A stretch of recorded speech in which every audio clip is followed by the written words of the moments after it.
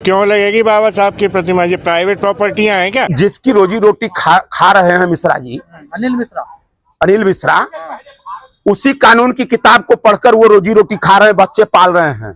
पहले तो वो जाने कि अगर मिश्रा कि उन्होंने संविधान नहीं लिखा है, तुम ऐसा अगर कह रहे हो और उसी संविधान और कानून की किताब पलटकर तुम अपनी रोजी रोटी और पेट पाल रहे हो, तुम दोहरा चरित्र, ये दोगला चरित्र, दोहरा नहीं दोगला चरित्र, यह कोई संघी ही दिखला सकता है, ये संघी ही दिखला सकता है। न्याय के मंदिर में बाबा साहब की मूर्ति नहीं लगेगी तो फिर कहाँ लगेगी बताइए? ये बात ये नहीं, ये प्रश्न बहुत बेहतरीन प्रश्न आपका है।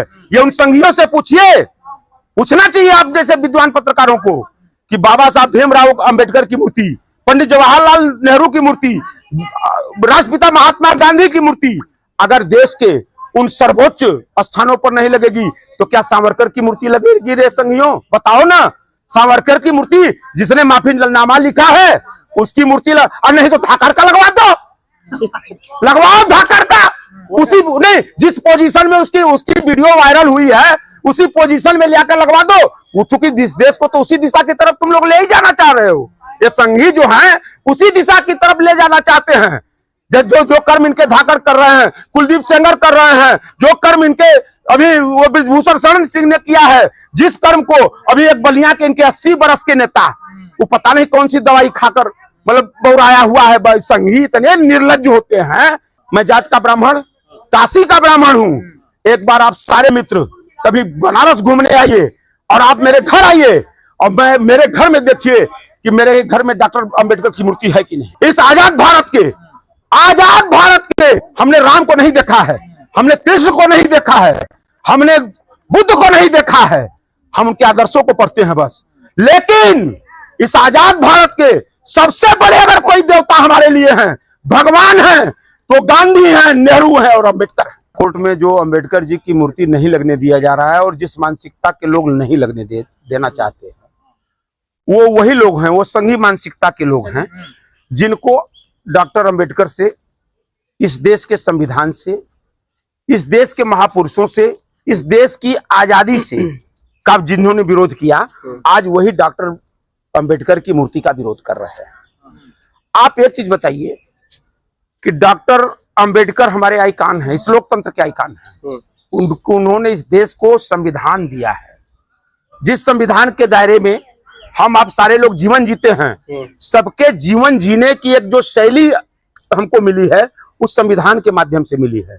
और इतने बड़े महापुरुष को की मूर्ति लगाने पर जिसको आपत्ति है, जो उसका विरोध कर रहा है, तो आप कल्पना कर सकते हैं कि इस देश में किस तरह की संविधान को लागू करना ये लोग चाहते हैं। लेकिन जो एडवोकेट मिश्रा साहब वो कह रहे धर्मशाला थोड़ी ना है वो ग्वालियर कोर्ट। देखिए एक चीज बता दें, एडवोकेट जो मिश्रा ने इस पर आपत्ति लगाया है और उन्होंने जो शब्द का प्रयोग किया है कि धर्मशाला नहीं है, तो मिश्रा जी आपके संज्ञान के लिए डालना चाहता हूं, आप एक वकील ही हैं, आप देश के कानून नहीं हैं और आप संघी हैं, ये भी मैं जानता हूं, मिश्रा को खूब जानता हूं। वो संघी हाफ चड्डी वाला व्यक्ति है। उस दिन कहा था मिश्रा जब उसका आका ढिढोरा पीटा इसी देश में अंबेडकर की मूर्ति लगाकर, हैसियत थी तो कहता कि नहीं रोक दो, इसका विरोध करता हूं मैं। उस दिन तो चुप हो गया और ओछी राजनीति कर रहे हो। अब क्या है इसको समझने की बात है कि अंबेडकर के नाम पर ये जो संघी हैं, चाहे मोदी जी हो, अमित शाह हो या संघ का कोई व्यक्ति हो, ये सारे लोग सिर्फ दिखावा करते हैं, न अंबेडकर की नीतियों में विश्वास करते हैं, न अंबेडकर के सिद्धांतों में विश्वास रखते हैं, ये न ही इस देश के संविधान में विश्वास रखते हैं। नहीं तो अंबेडकर की मूर्ति के सामने 20 बार जाके मोदी जी, मिश्रा जी को आपके चैनल के माध्यम से मैं बता रहा हूं कि अगर तुम्हारे पास विद्वत्ता है, वकील अपने को कह रहे हो, तो देख लो पहले कि तुम्हारे ही आका 20 बार जाके झुके हैं। मैं अंबेडकर का सम्मान करता हूं, जबकि हकीकत यह है कि न मोदी अंबेडकर का सम्मान करते हैं, न ही कोई संघी करता है। और अंबेडकर से, नेहरू से, गांधी के विचारों से इनको हमेशा कभी भी इन्होंने इन महापुरुषों के सिद्धांतों को आत्मसात नहीं किया है। अमित शाह हमको प्रमाण पत्र देंगे? नहीं, अमित शाह हमको देंगे प्रमाण पत्र जानकारी होनी चाहिए। अमित शाह जब तुम संघ में हाथ चड्डी पहनकर उछल कूद मचा रहे थे तो अंबेडकर, डॉक्टर भीमराव अंबेडकर, भारत रत्न डॉक्टर अंबेडकर इस देश के कानून मंत्री हुआ करते थे। तब तुम्हारा आता है पता नहीं था। तुम जानकारी पहले रखो। वो भी सुनिए, वो भी कांग्रेस की सरकार हुआ करती थी। पंडित नेहरू की कैबिनेट के वो कानून मंत्री थे। अमित शाह बताएंगे कि हमने हम लोग मतलब उनके कहने से हक अंबेडकर। अच्छा, हमने तुम कौन सा सम्मान कर रहे हो? कहां सम्मान कर रहे हो अंबेडकर का? हर जगह अंबेडकर के नीतियों का, अंबेडकर के सिद्धांतों का तुम अपमान करते हो। फैशन बना दिया आप लोगों ने। फैशन तो उसने बना दिया, इन संघियों ने। सदन में जिस तरीके से देश के ज्वलंत मुद्दों पर चर्चा करने के लिए सदन की स्थापना हुई थी कि पक्ष और विपक्ष मिलकर समाज के उन मुद्दों पर चर्चा करेगा, आज उस सदन में हमारे महापुरुषों को गाली दी जाती है। बड़े शर्म की बात है। अभी आपने देखा कि एक जिला अध्यक्ष की वीडियो वायरल हो रही थी। दवाई दे रहे थे वो तो करा लिया। ये दवाइयां देते हैं, ये दवाई खाते भी हैं, दवाई देते भी हैं। और ये इतने गंदे होते हैं, इतने गंदे होते हैं, जान लीजिए, मतलब इतने विचार के गंदे संगी होते हैं। इनके यहाँ ट्रेनिंग यही दी जाती है। तबीयत खराब थी, हम दवाई दिलवाने लाए थे। आपसे बता दें कि तबीयत खराब तो दवाई दिलाने तो धाकड़ भी लाया था रोड पर। हम वो भी कर देगा। मतलब इतने निर्लज होते हैं कि दुनिया का घर को कर्म भी करते हैं ये संगी, और उसके बाद कहते हैं वो तो कह रहा कि मेरी वीडियो ही नहीं है। नहीं, वो तो कह रहा कि मेरी वीडियो ही नहीं है। कांग्रेस ने एआई से बनाई है वीडियो।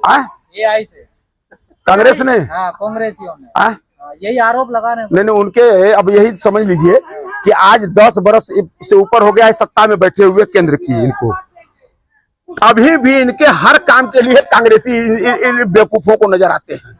मतलब कोई भी इस देश में घटना घट जाए, कोई भी काम हो जाए, उसके लिए कांग्रेस दोषी। अरे तुम अपनी जिम्मेदारी कब लोगे? सत्ता में बैठे हो। लेकिन एक बात समझ में नहीं आ रही उपाध्याय जी, आप भी ब्राह्मण है, आप तो समर्थन कर रहे हैं बाबा साहब की मूर्ति का, लेकिन पवन पाठक, अनिल मिश्रा जैसे लोग क्यों विरोध कर रहे हैं? अब एक चीज, अंतर कैसे है दोनों? नहीं, अंतर है। देखिए, ब्राह्मण होना, देखिए इसका मूल्यांकन आप ब्राह्मण से नहीं कर सकते हैं। यह देश विचारों से चलता है। यह देश विचारों सिद्धांतों से चलता है। सिद्धांतों के का मोल होता है। उस समय भी 2 सिद्धांत थे। एक सिद्धांत थे हिंदू महासभा के, मुस्लिम लीग के, और एक सिद्धांत गांधी के थे।